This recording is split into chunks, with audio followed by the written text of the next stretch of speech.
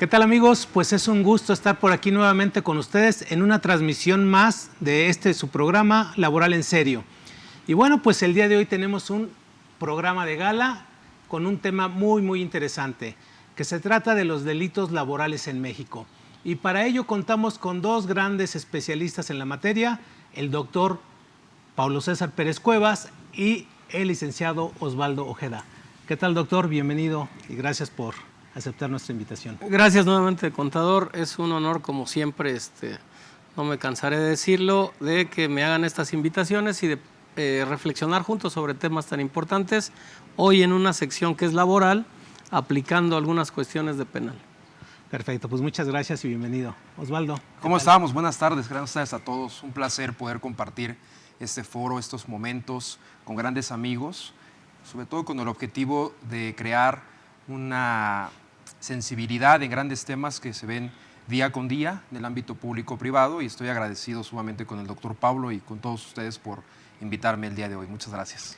Bueno, pues bienvenidos y pues vamos a darle con todo, ¿no? Así y es. Bueno, pues empezando en este tema, sabemos que en la Ley Federal del Trabajo pues hay varios delitos que se están considerando.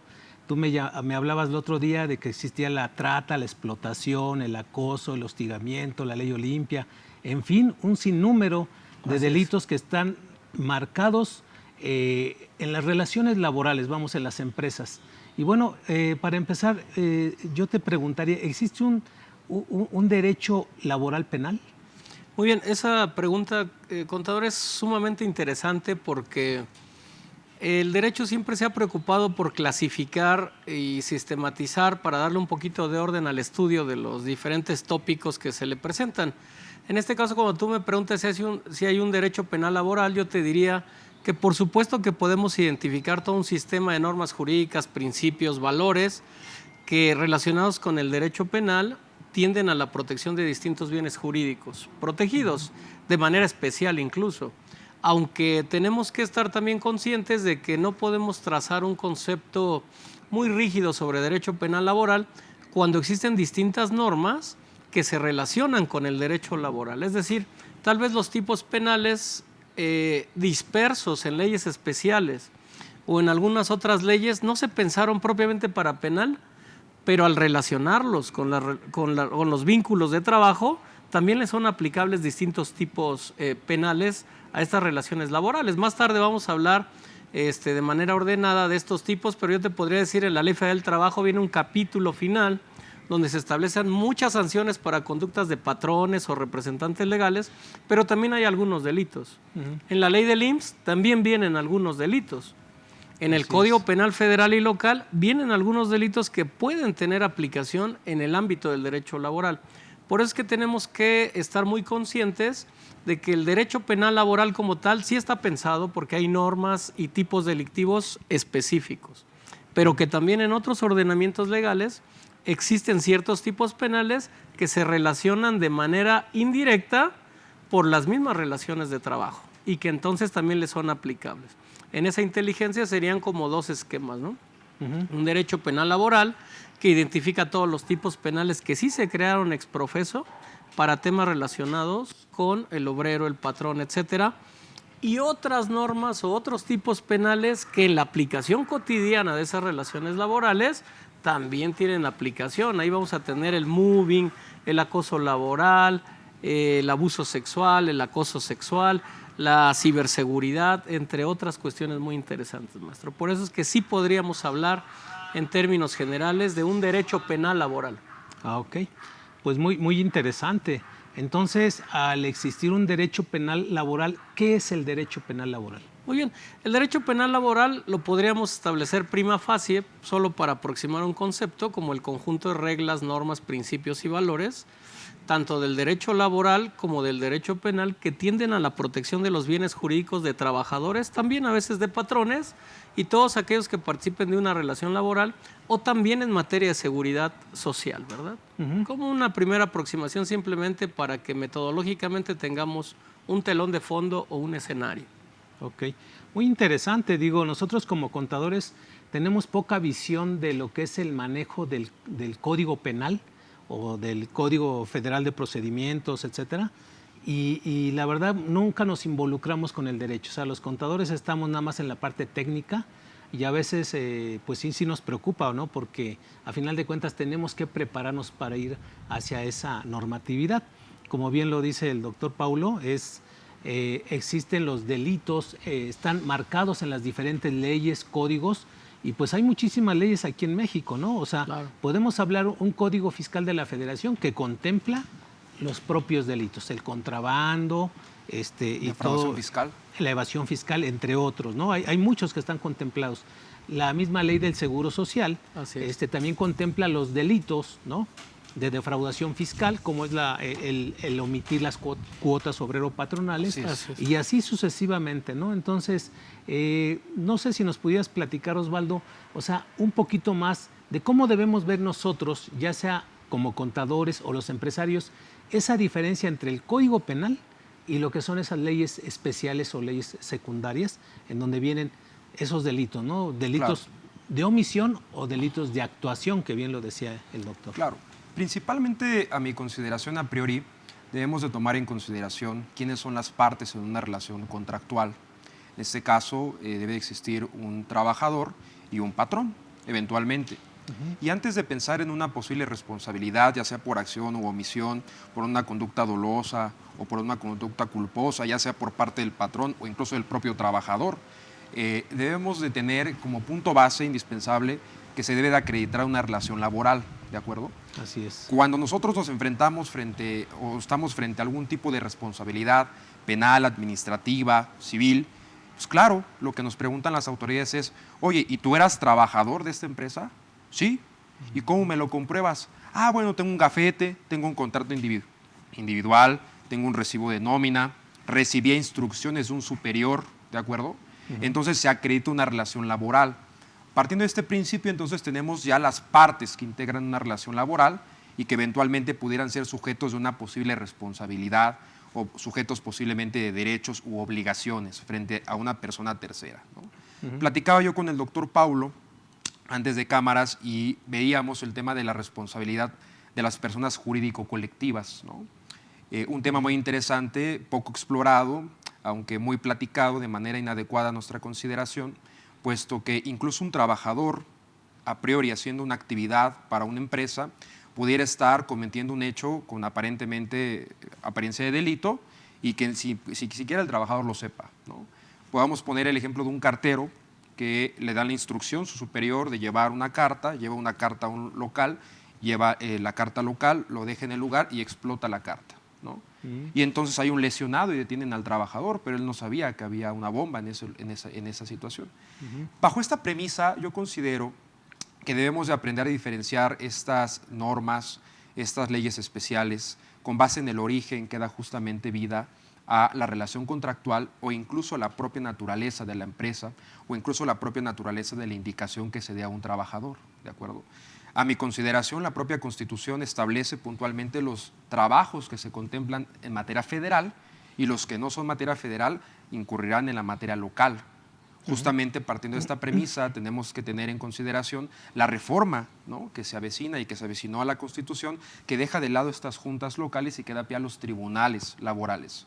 Y que partiendo de esta premisa y autonomía jurisdiccional, pues también, como decíamos, existe una responsabilidad administrativa, civil y una responsabilidad penal y una responsabilidad posiblemente jurisdiccional que estos tribunales laborales le puedan exigir o no a un trabajador o a un patrón. Y justamente este principio de especialidad contemplando el Código Penal Federal, que debe de prevalecer justamente esta situación, considero que a priori es justamente diferenciar la naturaleza de la acción y la naturaleza del propio oficio o trabajo que en su caso se tenga bien a considerar, sin perder de vista que la propia Constitución establece que debe ser un trabajo digno.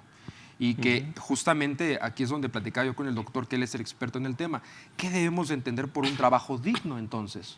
Porque la dignificación en el ser humano, y lo tomamos en consideración como base de los derechos fundamentales de primera, segunda y tercera generación, y que hemos venido platicando de esto durante muchos temas, ¿qué debemos de tomar como un trabajo digno?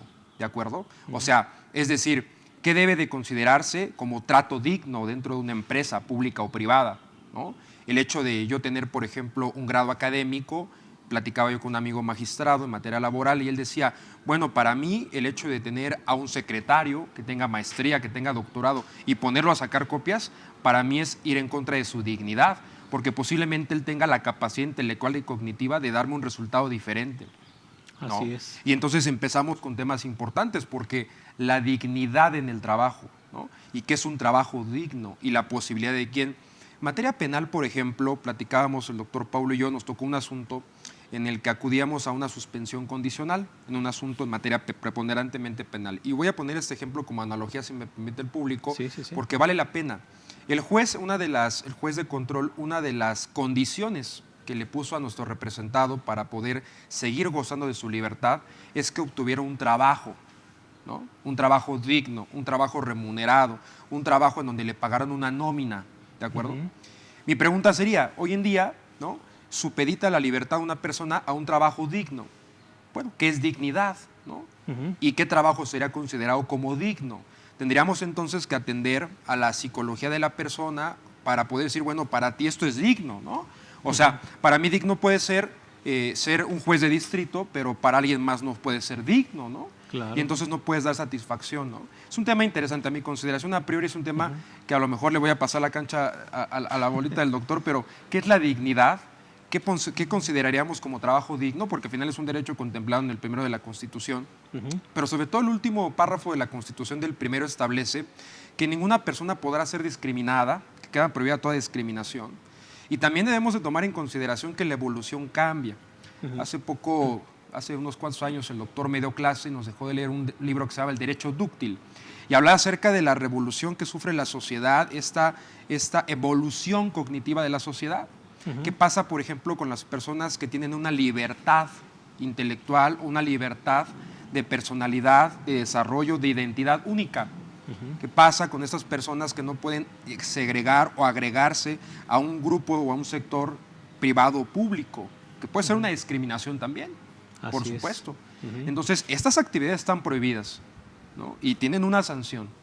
Y eso también debemos de tomar en consideración, partiendo otro tópico, lo pongo sobre la mesa, los menores de edad, que están trabajando en una empresa pública o privada y que eventualmente tendría que existir un control para que pudieran prestar ese servicio.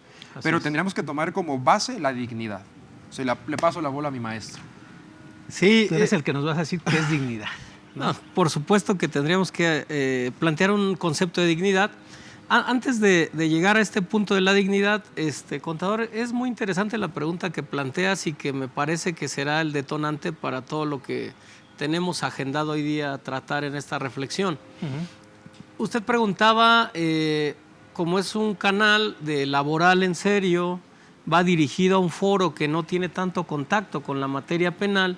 Correcto. Pues necesariamente lo que tenemos que identificar de manera más sencilla es si a los contadores les debe interesar el derecho penal, ¿no? O si a los empresarios. Pues por supuesto que actualmente a toda persona, aunque no seas abogado, por lo menos tienes que tener un contexto o una intuición de lo que implica ser empleador o lo que implica ser trabajador.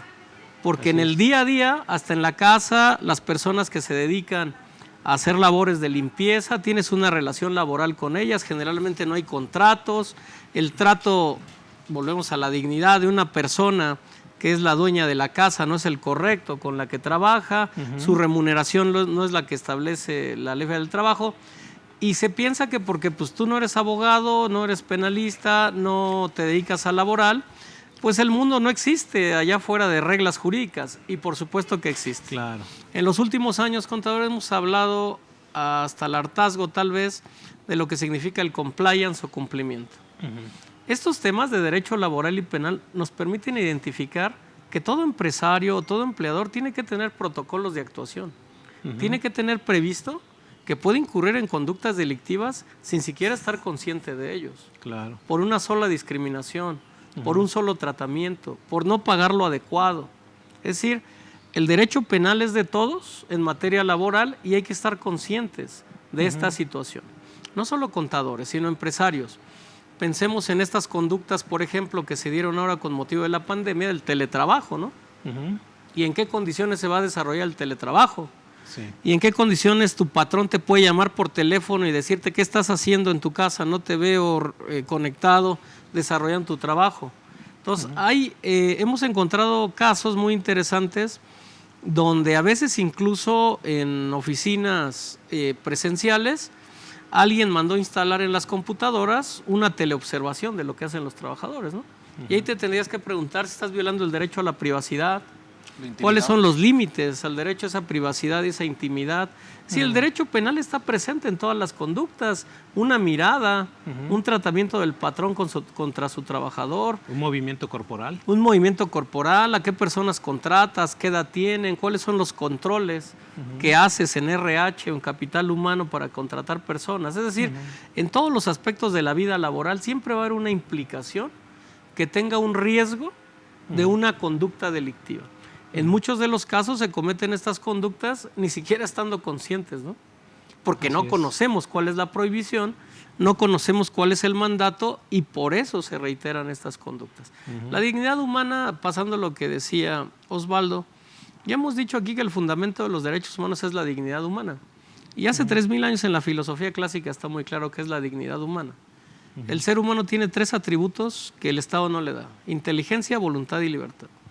Tú tienes tu inteligencia, libertad y voluntad, y eso forma parte o te hace digno humanamente. Qué interesante. Por ejemplo, si yo tengo inteligencia, sé que mi salario debe ser proporcional a mi trabajo. Si un patrón te dice, oye, te tocarían 10, pero ¿qué tal si te doy 5? ¿O qué tal si tú me facturas más y yo te doy menos? Pues es un atentado contra la dignidad, contra la inteligencia, contra la voluntad y contra la libertad. Entonces, en un parámetro objetivo de esa dignidad, la mayoría de tipos penales que se protegen en materia laboral y penal tienen que ver con esos puntos de contacto.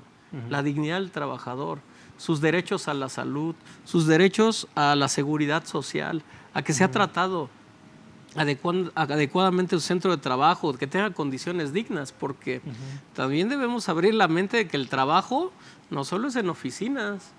Imaginemos la gente que se dedica, por ejemplo, en empresas que son los que se encargan de incinerar todo lo que se utiliza en los hospitales, incluidas partes de cuerpos humanos, sustancias peligrosas. ¿En qué condiciones desarrollan estas características? Hay ciertas conductas que sancionan la ley penal laboral, en el sentido de que también si no te proveen las condiciones de seguridad, ¿cómo vas a desempeñar un trabajo digno? Imaginemos a los peritos del Servicio Médico Forense, de ahora INCIFO, que están tratando con cadáveres y qué condiciones de seguridad. A ellos se les da un bono especial por riesgo infeccioso, ¿verdad? Pero ¿qué tal si no lo tienen? ¿Y qué tal si el patrón no lo ha pensado o no quiere gastar en ese tema?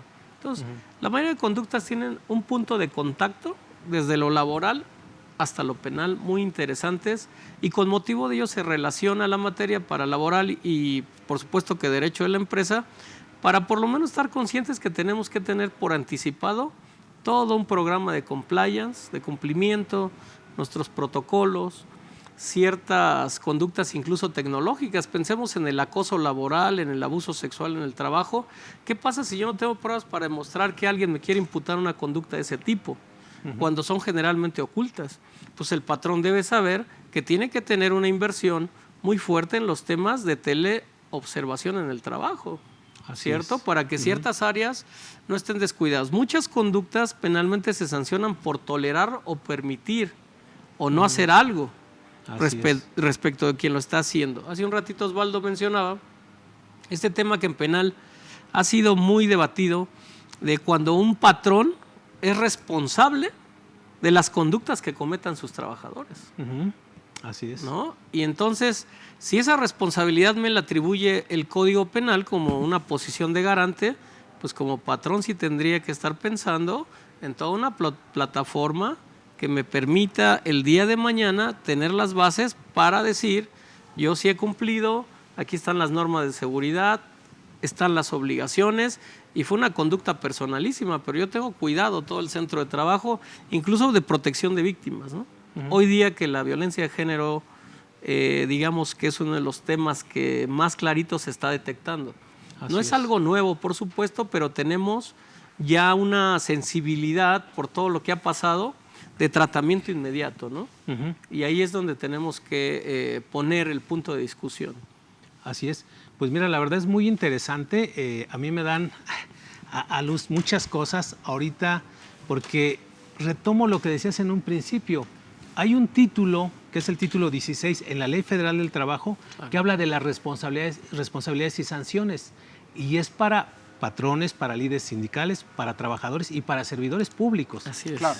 Y hay muchas de las sanciones, pues estamos hablando de sanciones económicas, pecuniarias, y que se miden en UMAS, ¿no? Como bien sabemos, hay ya algunos. Pero hay algunas que ya contemplan los actos o delitos, ¿verdad? Que en un dado momento son de carácter penal. Así es. Entonces, doctor, Sí. ¿cómo podemos vincular ese derecho laboral contra ese derecho penal? Ok. A ver, el derecho penal establece varios principios. Siempre en la primera parte de los códigos penales se ven por libros, etcétera. Por ejemplo, en los códigos penales que nosotros tenemos, el local y el federal, es un libro primero que establece todas las reglas, las garantías y los principios penales, la teoría del delito. Nuestro código penal ahí nos va a decir con mucha claridad que hay un principio que se llama de especialidad o derecho penal especial. El derecho penal especial se refiere a todos los delitos que justamente no se encuentran previstos en el código penal, sino en las leyes especiales. Y podría parecer que todos los delitos están en el Código Penal, pero la verdad es al revés. En el Código Penal hay una aproximación mínima a los temas y las leyes especiales se encargan de desarrollar tipos penales especiales. Así es. Por eso está este capítulo que usted menciona en la Ley Federal del Trabajo, que se refiere a sanciones, pero tiene un diseño, una técnica legislativa un poco curiosa. ¿Por qué? Porque habla de sanciones y te establece toda la serie de conductas en que puede incurrir un patrón, su representante respecto de los trabajadores, pero resulta que encuentras en toda esa lista como 2 o 3 delitos nada más. Así es. Todos los demás no se consideran delitos porque son una sanción económica. Correcto. Y no están tipificados como delito, ¿no? Lo que hay que identificar primero es que esos 3 delitos que se rescatan de ese capítulo podrían constituir derecho penal especial. Así es. Como es el caso de la utilización de menores de edad. Ese es uno de los que, como dices, es especial porque viene como revuelto, ¿no? Así es. Ese es uno, y el otro el de usar documentos falsos. Sí, que aquí, por ejemplo, usar documentos falsos parecería un tipo penal común, ¿no? Pero está en una ley especial. Y se refiere a usar documentos falsos en estas relaciones obrero-patronales. Así es. Que es, digamos, la condición de especialidad que se menciona. Y por supuesto aquí, esto que señala la Ley Federal de Trabajo de los menores, tiene una edad específica. Y dentro de la familia no habría delito si trabaja este menor. Aquí se refiere a la tipificación de los menores que trabajan fuera de los vínculos familiares. Así es. Entonces, por eso se refiere a un derecho penal especial, porque regula situaciones muy concretas. Pero todavía hay salvedad por ahí, porque hay menores de edad que no sé si se acuerdan que los veíamos en los famosos cerillos. Así ¿no? es. Que tenían una autorización por parte del padre, progenitores. del tutor, y por parte de la autoridad laboral. Así es. ¿no? Y veías en algunos clubes de tenis, yo me acuerdo Claro. que veía a los famosos atajadores con ese permiso. Entonces, entendamos que, como bien dices, todos los menores de edad de 15, ¿no? Así o sea, es. porque de 15 para arriba siguen siendo menores de 15 a 18, pero pueden trabajar. Pero de 15 para Hacia abajo abajo está prohibido, salvo que Que trabajen en exista- la industria familiar. Exactamente. Sí, y esto es muy interesante, ¿no? Porque aquí viene otro de los temas también que vamos a ver más tarde. A veces la delincuencia organizada también capta menores para cometer delitos. Sí, sí, sí. Y a veces estos delitos se relacionan un poquito con los temas que venimos señalando, pero podemos ver ya no en la Ley Federal del Trabajo, sino en la Ley de Trata de Personas. Ah, ok. Y otras hipótesis especiales de menores de edad por mendacidad, por ejemplo. Hay gente que se dedica a contratar menores de edad que a veces son sustraídos de su casa para ponerlos en los cruceros y explotarlos laboralmente a través de pedir dinero, etcétera. Pero a veces son bandas de delincuencia organizada que tienen a niños, los alquilan a otras personas diario para ponerlos a trabajar. Ok. Entonces son situaciones muy especiales, ¿no? Entonces, solamente, digamos, lo que se tendría que cuidar es en las empresas, en el área de recursos humanos, que cuando van a contratar a menores de 18, que sí estén seguros que tengan como mínimo 15 años. Porque además tienen muchas prohibiciones los patrones para con esos trabajadores de mayores de 15 años, ¿no? O de 15 años en adelante, ¿no? Así es. Claro. A mí me gustaría hacer ahí un comentario. Sí, por favor. Porque puntualmente, bueno, dependiendo del giro de la empresa, ¿no?, la naturaleza de la misma, debemos también de tomar en consideración que es importante que la persona que se contrate o que se tenga bien a contratar cumpla con la experiencia del rol que va a desempeñar. Una de las cosas que analizábamos en algún momento es un accidente que ocurrió en Coajimalpa de la empresa Gas X, ¿no?, cuando al momento de estar suministrando el gas explota el hospital materno infantil, ¿no? Y a través de la investigación, que fue uno de los primeros casos en Ciudad de México que se implementó en contra de una persona jurídico-colectiva por multihomicidio y daños que se provocaron, se empezó a verificar que desde que llegó la pipa, ergo el camión, el almacenamiento, al llenaje de esta pipa, pues había ya una falla en la propia pipa, en el camión, ¿no? Ya estaba, no estaba en condiciones, ¿cierto? Pero no existía una persona capacitada para poder verificar esa situación. Entonces, ¿cuál es el reproche que se le formularía al patrón o a un supervisor si tienes a una persona no capacitada en un puesto específico? Que ese puesto específico puede tomarse decisiones, ¿no? Pero aquí entramos a un rol muy importante, los sindicatos también, ¿no? Y que es algo que se nos está yendo, ¿no? Porque estamos hablando de las personas que somos patrones en algunas ocasiones o trabajadores, pero también tenemos sindicatos que de cierta manera los trabajadores se agremian de manera libre, ¿no?, que constituyen un sindicato o que se adhieren a un sindicato dando una porción de su dinero, ¿cierto? Y que ese sindicato tendrá que tener lineamientos a seguir, ¿no? Sin embargo, muchas de las ocasiones, pues pareciera ser o que la sociedad entiende que esos sindicatos se traduce a una impunidad, ¿no? Porque cuando pasa algo dicen, está sindicalizado y no pasa nada. Y no debería de ser así, sino por el contrario. La naturaleza del sindicato, pues lo vemos en la huelga, por ejemplo, ¿no? El doctor nos explicará estas huelgas, ¿no?, que existieron desde los orígenes, ¿no?, pero que dan vida justamente a la seguridad social, ¿no?, a este buen trato digno, ¿no?, sobre todo atendiendo a las condiciones específicas de trabajo. En alguna ocasión nos tocó defender a un radiólogo que empezó a presentar diversos trastornos en los huesos y que los radiólogos sabemos que se enfrentan a unos rayos X constantemente al final de su trabajo. Así es. Sin embargo, en la empresa privada, el laboratorio clínico no le daba esta herramienta y entonces, pues claro, con el paso de los años se le desarrolló un cáncer de hueso y una metástasis en todo el cuerpo. Entonces, pudiéramos entonces considerar que es una enfermedad de trabajo por consecuencia de una actividad, pero también hay que diferenciar, como le decía el doctor, entre la libertad o libre albedrío de una persona y la consecuencia de un contrato, ¿no? Porque una cosa sería, por ejemplo, ¿no?, que en el área de trabajo tú tengas especificado un horario, un rol en específico, una actividad y entregar un resultado, pero que hagas totalmente otra cosa, que entres tarde, que hagas otra cosa y que prestes malos servicios. Porque entonces ahí hablamos de otra situación, Claro. ¿no?, que a lo mejor pudiera ser reprochable no para el patrón, sino para el trabajador. Pero hablando de una cuestión, por ejemplo, de hostigamiento, que es lo que yo veo comúnmente, ya existe actualmente en el Diario Oficial de la Federación una obligación para los sindicatos de que en sus estatutos implementen estos protocolos en contra de un hostigamiento sexual, ¿no? O sea, lo teníamos desde siempre, sin embargo ya es una obligación, ¿no? O sea, ya no es de que quieran o no, ya es una obligación y con perspectiva de género. Okay. Lo cual también es muy interesante, porque en la perspectiva de género, a mi consideración, como decía el doctor Paulo, es un tema sensible de entender, es un tema amplio de comprender, de estudio, pero a mi consideración debe de valorarse siempre y cuando existan condiciones igualatorias en el trabajo, ¿no? Existan condiciones que a priori hagan un buen resultado en una empresa. Yo creo que el nepotismo es una de las bases primordiales para que se den estas conductas inadecuadas y, como diría el doctor, en un compliance, que no sean un buen ciudadano corporativo, sino que por el contrario se establezcan conductas inadecuadas que pudieran concluir en que no se preste de manera adecuada un servicio, un producto o incluso en el propio ordenamiento interno del trabajo, que no existe una armonía.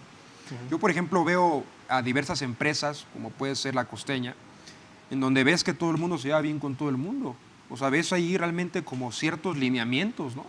O sea, ves un orden, a priori ves un orden. Sí. Y tú como proveedor, como contador, como abogado, como impartidor de justicia, te causa cierta credibilidad, cierta confianza, ¿no? De que incluso tengan ciertas normas a nivel nacional o internacional.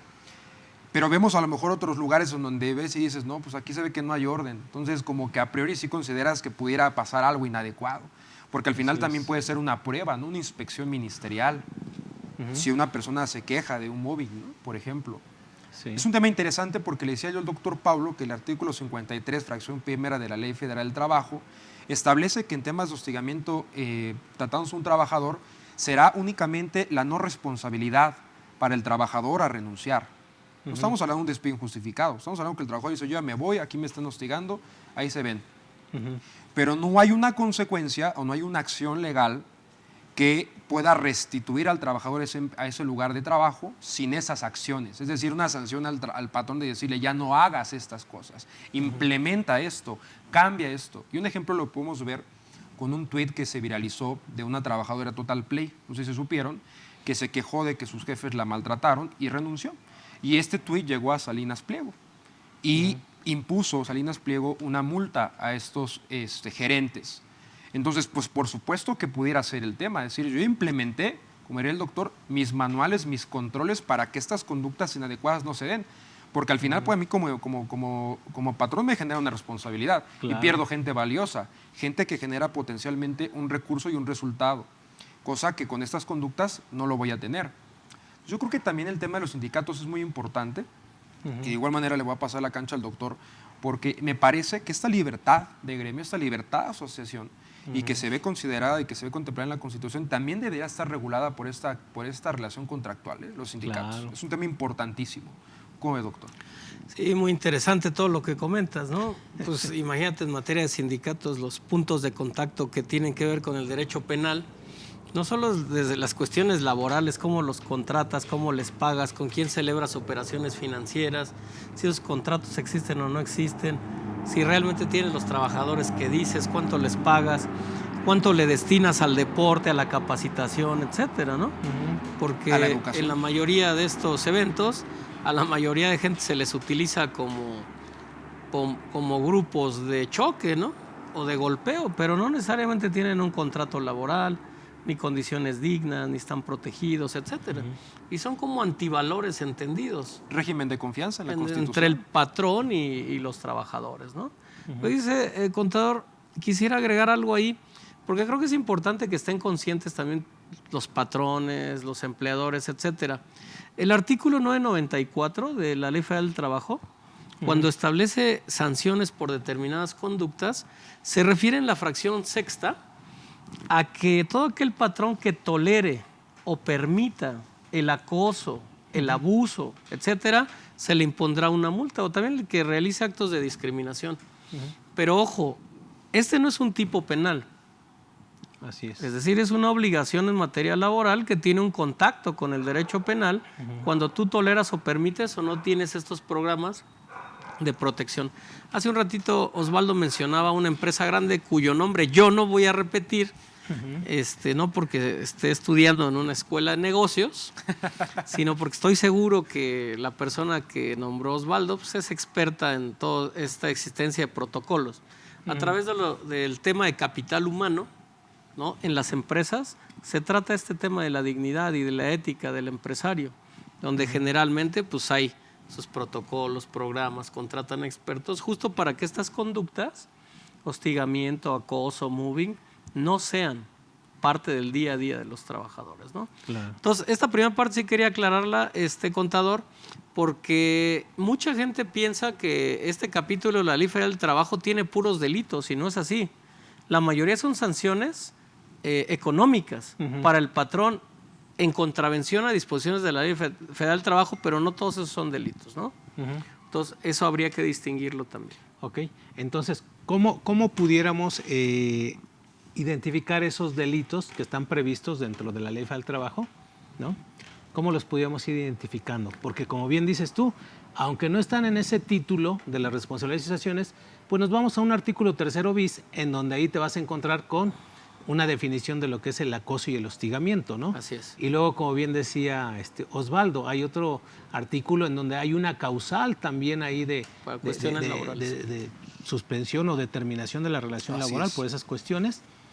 Y también está en el capítulo de las obligaciones de los patrones que tienen que pues erradicar, o sea, evitar que se dé ese tipo de situaciones, ¿no? Ok, por ejemplo, ya sabemos que hay toda una lista de sanciones económicas en este capítulo de la Ley Federal del Trabajo. Perdón, y que se miden en UMAS, pero hay, como que estabas comentando, va hasta 5,000 UMAS que son arriba de 480,000 pesos. Aproximadamente. O sea, imagínate que te impongan una sanción por Que parecería menor, pero es todo porque un viste el acoso y lo permitiste, vamos, que no creo que un patrón tuviera ese valor de permitir un acoso, un hostigamiento, pero Sí. les va a costar trabajo a lo mejor. Que la palabra tolerar o permitir tiene un sentido diferente a estar presente en el lugar.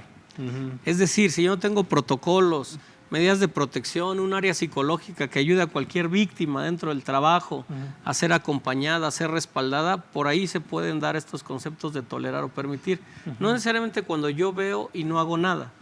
Aquí pues, sería un principio del derecho penal, no necesariamente de estar presente, sino la tolerancia del patrón o la permisión puede ser por incumplir, justamente tener protocolos de actuación, personas dedicadas a la atención de los trabajadores, en una conducta del patrón, etcétera. Okay. Entonces, por ejemplo, ahí lo que tendríamos que decir, el primer delito de la Ley Federal del Trabajo es el del artículo 995 de la Ley Federal del Trabajo, que se refiere a la contratación de los menores de 15 años. Ese ya tiene una pena de prisión, con las condiciones obviamente que ya apuntamos. Ya no se habla de una multa, sino de una multa más aparte de la pena de prisión. Y ese sería un delito ya totalmente tipificado. ¿No? Sí, porque se atenta contra los derechos humanos, contra la trata, venta de órganos, yo me imagino que todo eso, ¿no? Sí, puede estar disfrazado, vamos. Sí, hay todo un movimiento, aunque sí, por ejemplo, este es un tipo especial de la Ley Federal del Trabajo. Y en la ley de trata vienen otros tipos penales también relacionados con menores, que es muy interesante. Pero, digamos, de alguna manera, por ordenarlo, los primeros delitos los encontraremos en la Ley Federal del Trabajo. Después podremos encontrar, obviamente, en el Código Penal, en la ley del IMSS y en las leyes especiales, por supuesto, ¿no? Quería aprovecharte, doctor, para que me sacaras de una duda y también para nuestros amigos.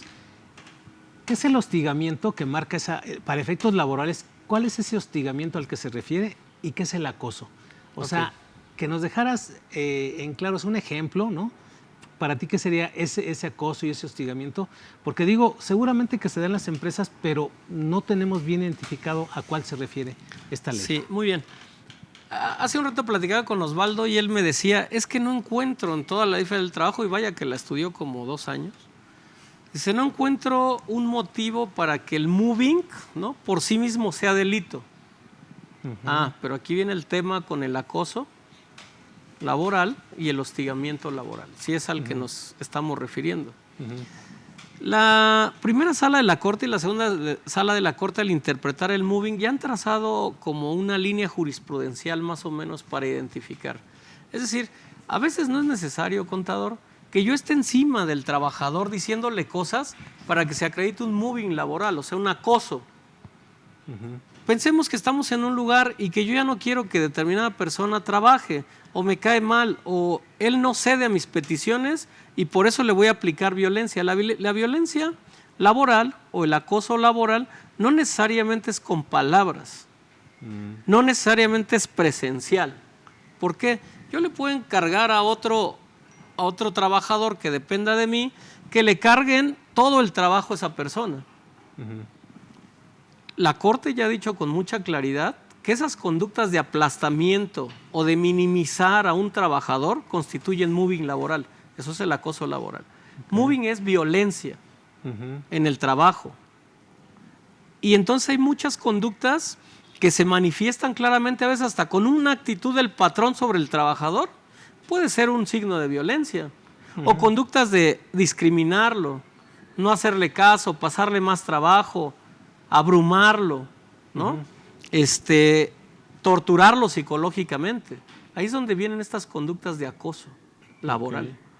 Y son de múltiples condiciones. En la vida laboral creo que nadie puede negar que a veces entre las diferencias el trabajador y el patrón, luego el trabajador no sabe ni por qué está enojado el patrón, pero ya le mandó que se quede 2 horas más del trabajo, que resuelva otros temas que no eran ni siquiera de su área, que contribuya, lo minimiza, lo exhibe frente a todos los demás trabajadores. O sea, no hay una conducta específica determinada donde diga solo presencialmente el trabajador, si le dice cosas, entonces eso es acoso laboral. No, el acoso laboral tiene una connotación más amplia. Okay. Tiene que ver con esa dignidad del trabajador de protección de todas sus esferas. Porque a veces, imagínese, contador, que yo le paso un documento a mi jefe y él lo raya todo y lo tacha y dice, esto no me sirve para nada. Y además tú ni entiendes estos temas. Puede ser que en la forma en que se transmite esta idea de que no es correcto lo que estás trabajando, puedas estar incurriendo en alguna conducta muy delicada de aplastamiento o de eliminación del intelecto, de las capacidades del trabajador. Y eso constituye acoso laboral. Okay. Y creo que es muy clarito todos en las distintas empresas que hay, detectamos hasta por intuición cuándo cambian las condiciones entre un patrón y un trabajador. Es más, no solo dándole mucho trabajo, es más, no dándole nada de trabajo. Okay. Que se quede ahí a la orilla y bajo la oscuridad no le den trabajo, nadie le hable. Son formas de acoso laboral. Okay. ¿Me explico? Bien, sí, Entonces sí. es un tipo penal que el derecho penal trataría como un tipo penal, digamos, abierto a esta interpretación de que el acoso es violencia y tiene distintas manifestaciones en sede laboral. Obviamente que ya cuando pasas a una cuestión del Código Penal de acoso sexual, pues ya tiene una connotación diferente, ¿no? Una manifestación de una conducta específica. Sí, que también es otro tratado, ¿no? Es Porque es otro tema, esa parte. otras reglas y otras condiciones.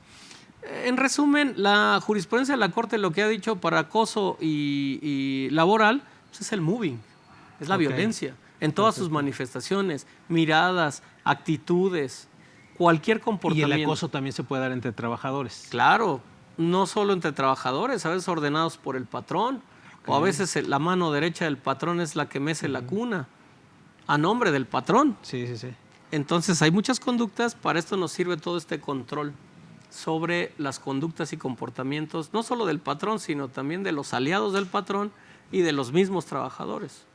Aquí el tema, como siempre en las conductas de acoso, pues generalmente esas conductas se hacen a escondidas, ¿no? A hurtadillas.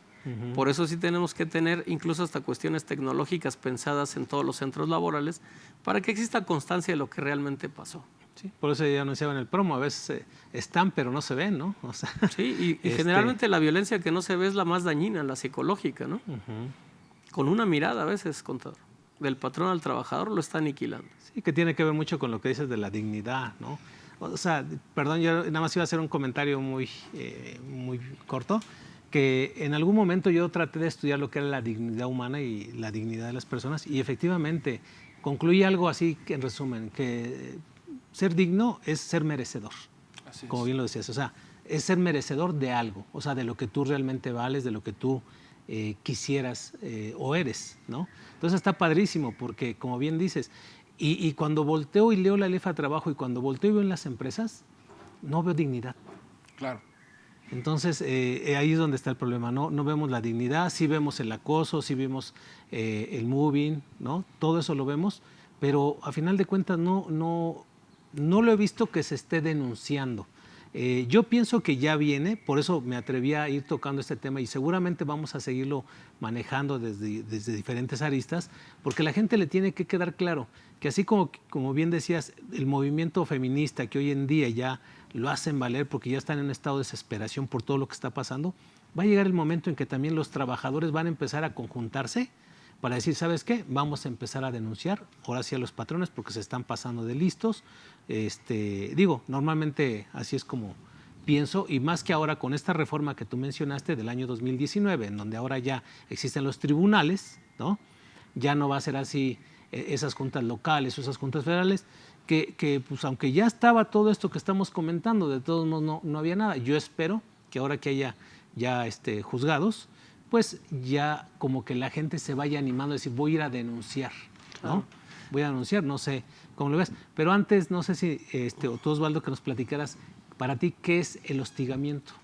Bueno, una de las cosas importantes, una vez que el doctor Pablo nos ha hecho referencia a estos criterios de la primera sala y segunda sala de la Corte, para mí el hostigamiento hace referencia a una conducta de acción, preponderantemente de acción, en la cual se ve reflejada en menoscabar, aplastar, limitar, alejar, en este caso incluso obligar a alguien a hacer algo que no quiera hacer. Podemos incluso estar frente, lo platicaba con el doctor, hasta incluso un fraude, ¿no? Incluso cometer conductas delictivas, ¿no? En representación de alguien más, ¿no? A esto se le llama la autoría mediata siempre y cuando exista una coacción por voluntad o por error, ¿no? El hombre de atrás, que en un momento más el doctor Pablo platicaremos de un tipo específico respecto a esta situación del autor mediato. Sin embargo, una de las cosas que a mí me llama la atención de lo platicado es lo siguiente. Pensamos del trabajador, pensamos del patrón, pero no pensamos de lo que al lado de ellos está, que es una familia, que son posiblemente derechos de menores. ¿Qué pasa, por ejemplo, si una empresa se va a una huelga o se va a una quiebra, ¿no? ¿Qué pasa, por ejemplo, si se le impone una de estas multas que platicábamos ahorita y por esa imposición de esa multa cierra sus labores y entonces cuáles son los derechos que en su momento primero tienen que ir, si los laborales, si los fiscales, si incluso una cuestión alimentaria?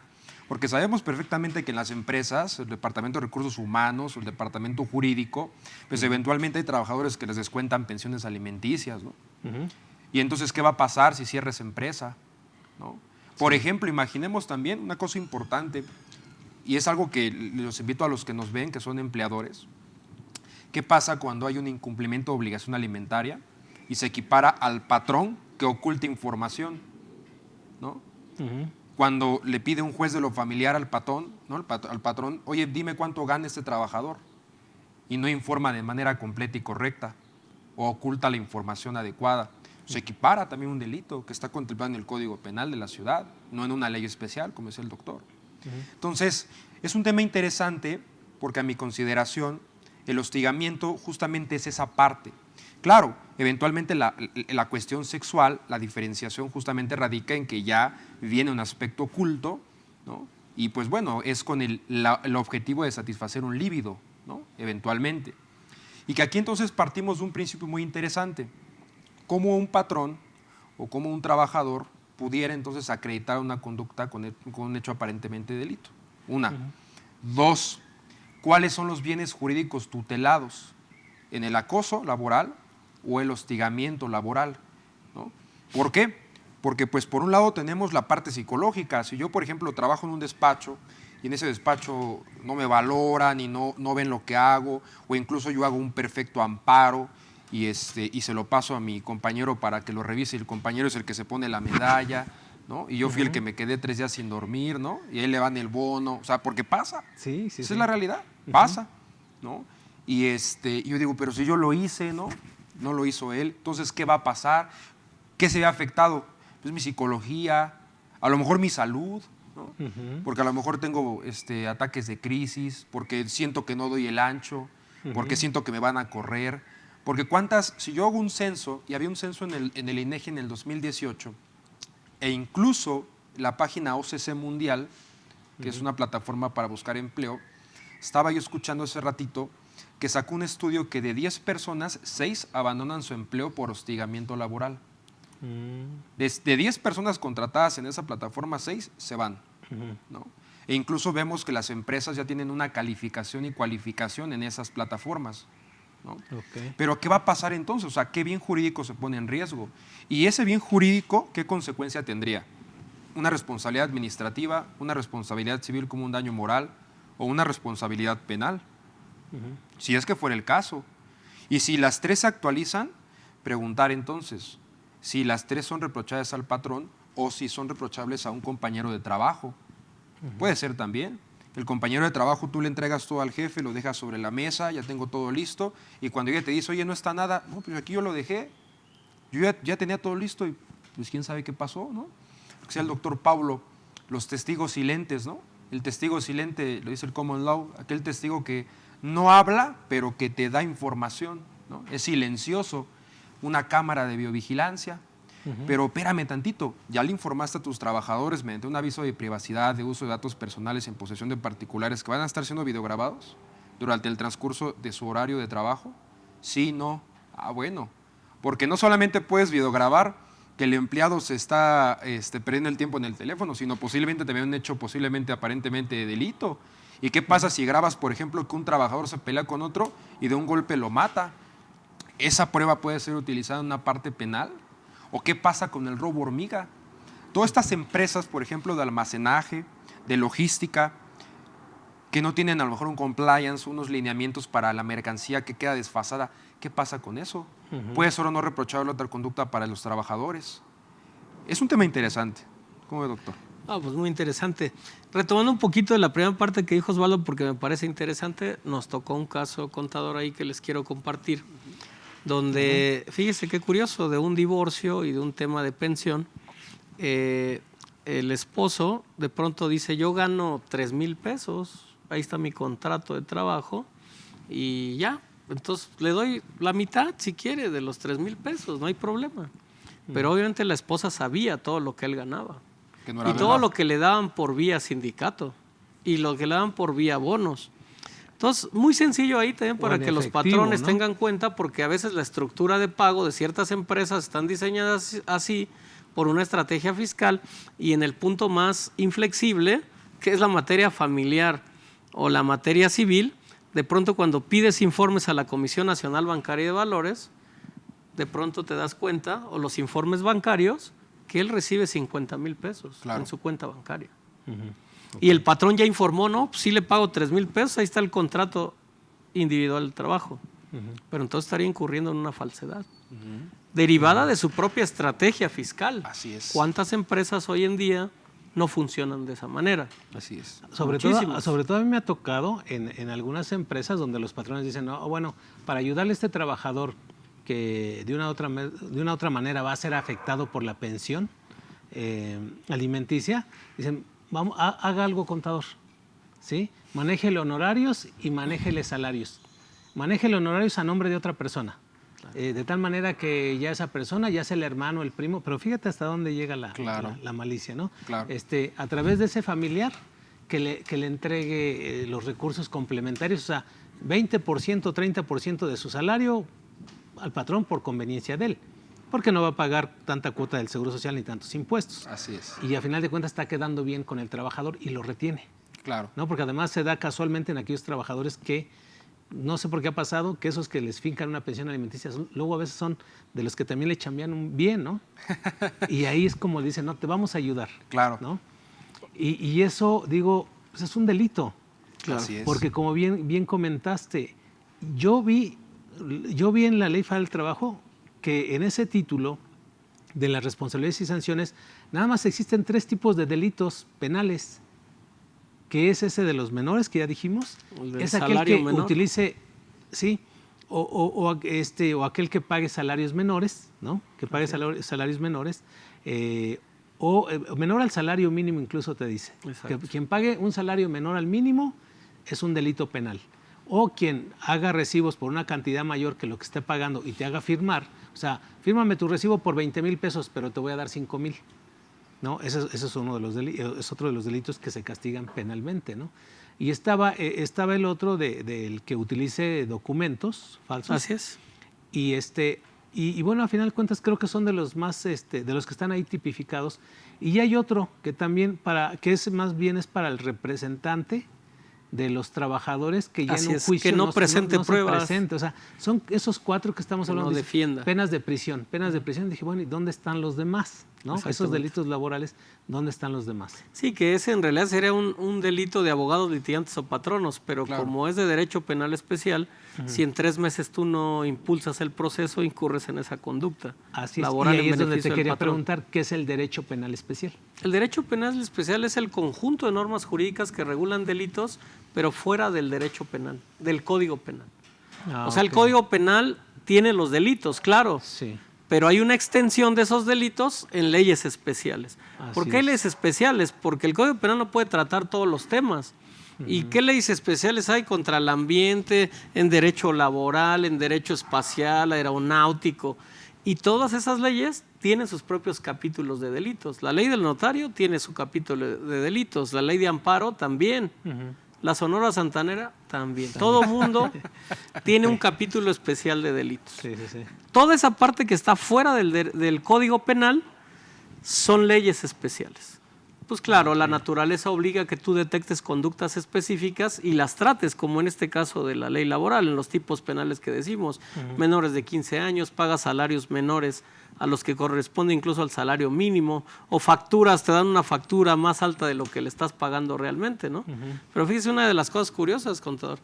El artículo 1004C de la Ley Federal del Trabajo se refiere a las conductas de la subcontratación, por ejemplo. Y tú te esperarías que, como viene la reforma fiscal 20